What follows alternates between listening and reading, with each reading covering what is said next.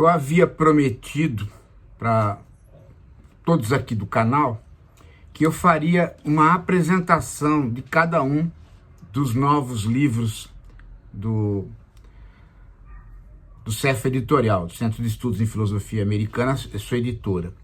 Eu vou começar pelo livro da Olgária Matos, que é uma filósofa uspiana, e ela foi uma scholar, é uma scholar, né? Eu disse foi porque ela está aposentada, mas ela está trabalhando normalmente. E ela é uma scholar benjaminiana, uma estudiosa do Walter Benjamin. E nós temos aqui pelo CEF Editorial, eu aconselho, a compra sim, aconselho, claro, Momentos Filosóficos. São 3 ensaios sobre o Walter Benjamin, variações benjaminianas. Pega na Amazon. O que diz esse livro? Nesses 3 ensaios, a Olgária, ela percorre uma das obsessões do Walter Benjamin, que é ele conseguir resolver um dos problemas mais fundamentais da filosofia. Como todo filósofo, né? A busca pela resolução dos problemas fundamentais da filosofia é sempre uma ingenuidade e, ao mesmo tempo, uma extrema ousadia. Porque ingenuidade porque, né? Como é que você vai resolver os problemas fundamentais da filosofia, né? E, ao mesmo tempo, uma baita de ousadia, né? Porque você tenta, né? Mesmo você não se considerando gênio. E boa parte dos filósofos não se considera gênio. O Walter Benjamin procura uma solução para um problema moderno, que é a relação sujeito-objeto.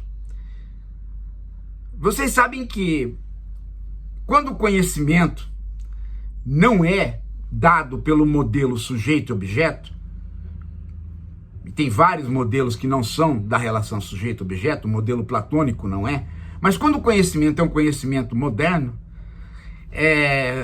quando o conhecimento é pautado pelo modelo moderno de conhecimento, em geral, nós colocamos uma figura do conhecedor e uma figura que é o conhecido ou o que será conhecido. Então, algo do âmbito do sujeito do conhecimento, aquele que pratica o ato de conhecer, e aquilo que é o objeto do conhecimento, aquele que recebe o ato do conhecer para elaborar o conhecido, ou seja, o conhecimento. Esse modelo, ele tem um problema interno. Qual? O problema de que, quando você agarra alguma coisa, depois que você agarrou, como é que você sabe que aquilo que você agarrou não faz parte de você? Esse é o problema do sujeito. Não estou falando do sujeito indivíduo, embora possa ser. O sujeito do conhecimento. Qualquer coisa que venha a conhecer. Uma mente racional, uma classe social, um indivíduo, mas enfim, um sujeito do conhecimento. A hora que ele apreendeu o objeto, a hora que o sujeito conheceu o objeto e apreendeu no seu invólucro subjetivo o objeto, como é que eu sei que o objeto já não estava no sujeito? Eis um problema grave da relação sujeito-objeto. O Hegel, o filósofo Hegel, ele até tem, né, na Fenomenologia do Espírito, uma das suas obras máximas, ele até tem uma passagem, né, ele fala assim: se você põe um visgo qualquer, uma coisa grudenta qualquer, para apanhar um pássaro, depois que o pássaro sentou no visgo e está ali preso, como é que você vai saber o que é o visgo e o que é o pássaro? Qual é o limite e se há um limite? Que também era um problema já vindo do Kant, né? Do filósofo Immanuel Kant.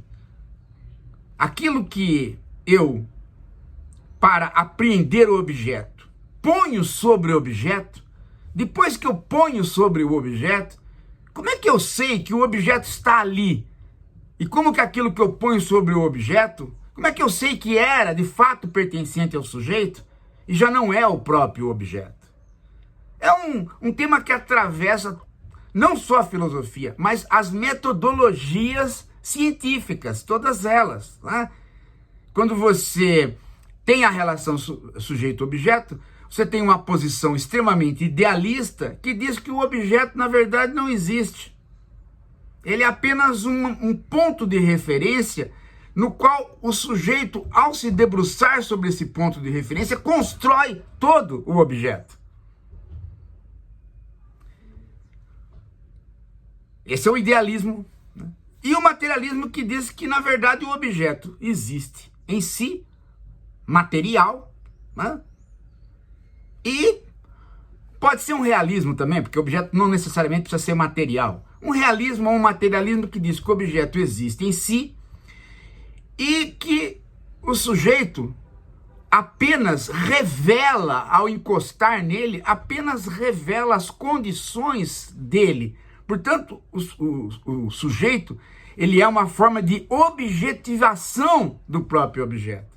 Ele apenas faz com que ele emerja. Então, essa é uma posição realista ou materialista. Eu estou fazendo um esquemão para você entender aí o que a gente chama de epistemologia ou teoria do conhecimento. Então, esse é um problema, porque você oscila entre o idealismo máximo e o realismo ou materialismo máximo, conforme você vá fazer a discussão. Isso é um problema em epistemologia, teoria do conhecimento, mas também é um problema em metafísica, né? Porque, na verdade, os dois pontos acabam querendo ser absolutos, e ao falar que são absolutos, ou o sujeito absoluto ou o objeto absoluto, eles estão criando uma metafísica, né? Uma coisa além da física. E toda esta discussão filosófica, ela entra para cada área do conhecimento e é o que se discute em metodologia das ciências. É claro que muita gente faz faculdade e não entra nessa discussão, porque a ciência ensinada nas faculdades já não é mais ciência, ela é tecnologia. Ela se livra da discussão metodológica, aceita ou uma posição ou outra, né, e traça um procedimento para o conhecimento e dá aquele procedimento num caderninho para cada profissional usar. Médicos, engenheiros, advogados, cada um vai ter uma noção do que é objetividade do conhecimento na sua respectiva área. E evita-se a discussão filosófica. E com isso, você tem um salto de desenvolvimento tecnológico, porque você não faz a discussão filosófica e você ganha energia e tempo para fazer o desenvolvimento tecnológico. Essa não é a discussão do Bejman. A discussão do Bejman é filosófica. Ele quer resolver esta dualidade. E ele parte para um modelo no qual ele poderia abandonar a relação sujeito-objeto. Como é que ele abandonaria a relação sujeito-objeto? Ele imagina a possibilidade de você encontrar ou ficcionar ou teorizar um mundo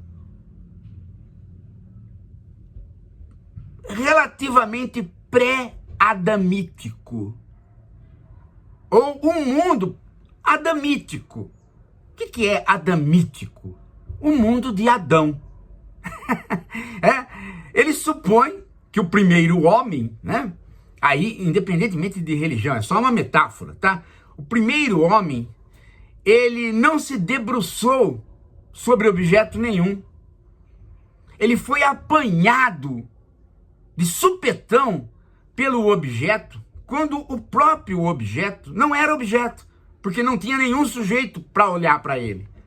Era apenas alguma coisa que disse para o homem: olá, cachoeira. Olá, leão. Olá, caverna. Olá, árvore. Ele grunhiu, o próprio objeto emitiu um som. E o ouvido adamítico falou: prazer, Adão. Né? É diferente da relação de conhecimento, porque na relação de conhecimento, eu vejo o leão, eu identifico o leão e as partes do leão. Olha, um leão grande. Ah, isso é um felino. Olha, tem bigodes. Nossa, que gatão. Que juba. E olha as patas como são gigantes. E eu ouvi dizer que leão pode me comer, vou correr. Veja, todo um conhecimento analítico, onde eu transformei o leão em objeto, eu em sujeito, e estou traçando um quadro analítico onde eu identifico o leão, onde eu acoplo conceito e realidade. Mas e se eu não faço isso? E se eu dou de cara com o leão e não me passa absolutamente nada pela cabeça e o leão faz assim para mim, ó.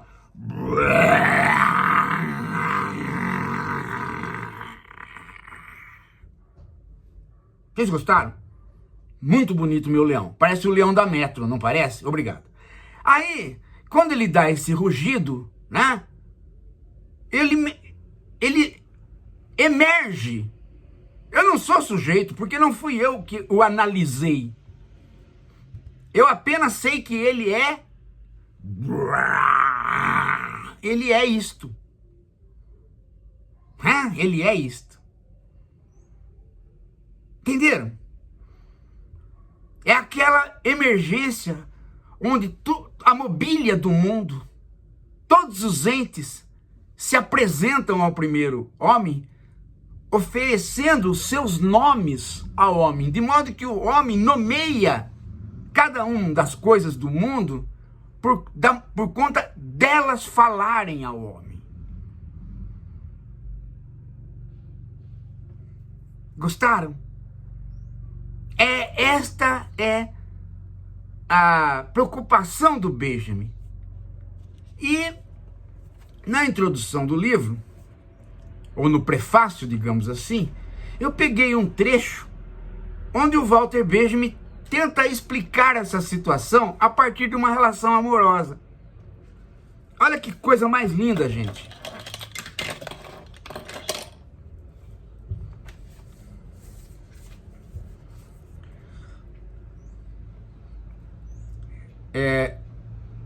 Benjamin chega a um lugar completamente desconhecido. Ali ele não sabe a língua, ali ele não conhece os locais, ali ele não tem a mínima noção, é um lugar completamente estranho. E ele foi até ali, né, para visitar uma amiga na cidade de Riga. Então vejam só ele falando. Eu chegara, amiga, que obviamente é uma namorada, né? Eu chegara a Riga para visitar uma amiga. Sua casa, sua cidade e sua língua me eram desconhecidas. Nenhum ser humano me esperava. Ninguém me conhecia. Durante 2 horas andei sozinho pelas ruas. Nunca mais voltei a vê-las daquela maneira, ou seja, da primeira vez. Do pórtico de cada casa, de cada pedra angular, de uma esquina, ela poderia surgir.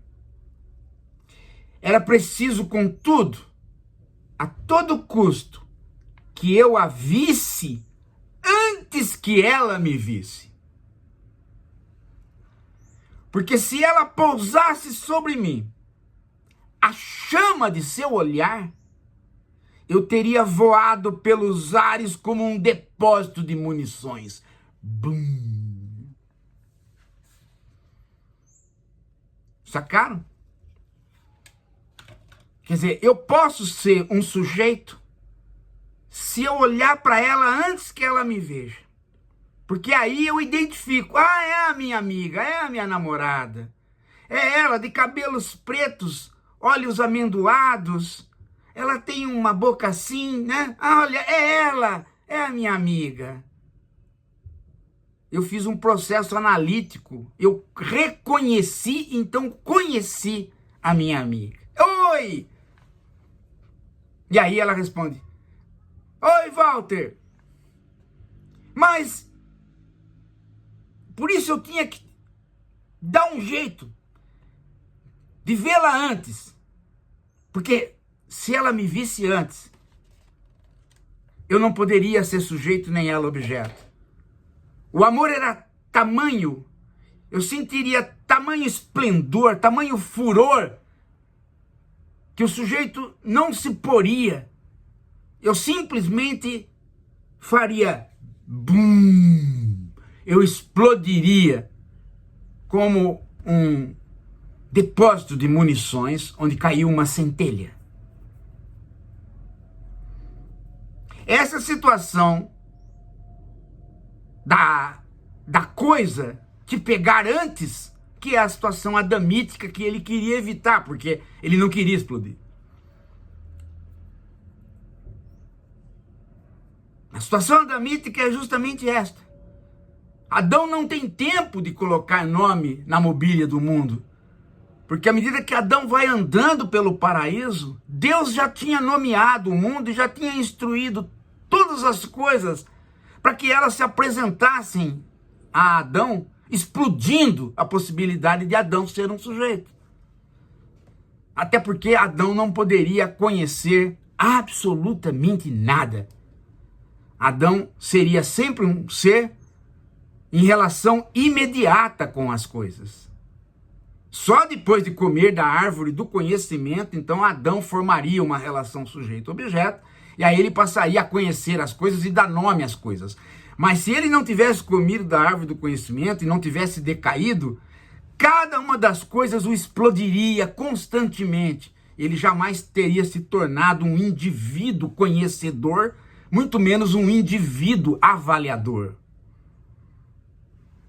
Deste modo, ele jamais sentiria vergonha que ele sentiu quando ele virou um sujeito. Após comer da árvore do conhecimento, que era obviamente uma árvore proibida, porque trouxe ao homem esta carga de ter que analisar, de ter que trabalhar para analisar, de ter que analisar para trabalhar. O que gerou a queda e a desgraça do homem.